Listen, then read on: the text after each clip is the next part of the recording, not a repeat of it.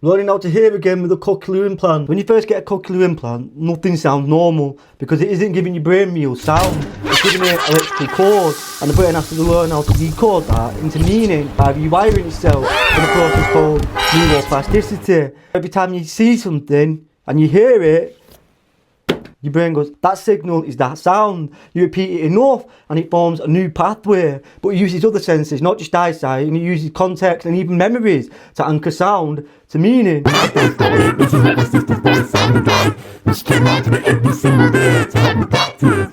After 3 weeks, I could hear words without lip reading. For the first time in 22 years since I was 6 years old, and I leaned into that then. I started to get books from the library and I'd buy the audibles so I could listen to them while reading them at the same time, hoping that my brain could make an association between the word I can see and the word I can hear.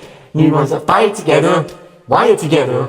After 3 months, voices were getting pretty clear, but I couldn't quite process music yet. It was all just bad noise, it was a racket. But the last song I heard with my hearing aid and recognised without knowing what it was in the first place was Rihanna, Please Don't Stop the Music, which came out in 2007. I pulled up all the charts from 2007 earlier and listened to them on repeat, hoping it would spark a memory and my brain could make another connection that way. Neurons that fire together, wire together.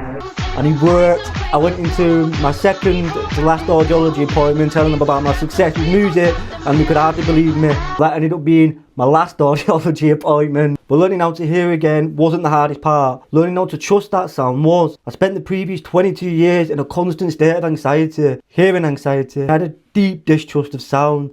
I was so used to not hearing things and making mistakes because of it, and constantly feeling like I'm a burden or a difficult one. My natural instinct was just to avoid these situations. Situations like announcements at airports, train stations, low lighting where I can't lip read, group conversations, strangers with accents, delivery drivers ordering a drink at the bar, people ringing me. Could go on forever. If I was required to listen, I had hearing anxiety. It was 24/7, and with my implant, I still wanted to avoid these situations, but I knew I couldn't.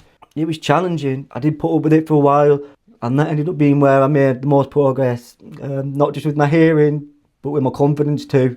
It took 3 months for voices to start clearing up, 3 months for simple sounds like fizzy drinks and footsteps, 6 months for most music, and for voices to sound like actually natural, not like R2D2. And almost 2 years later, I'm just starting to be able to appreciate rock music. I talk on the phone regularly now, and I love meeting new people.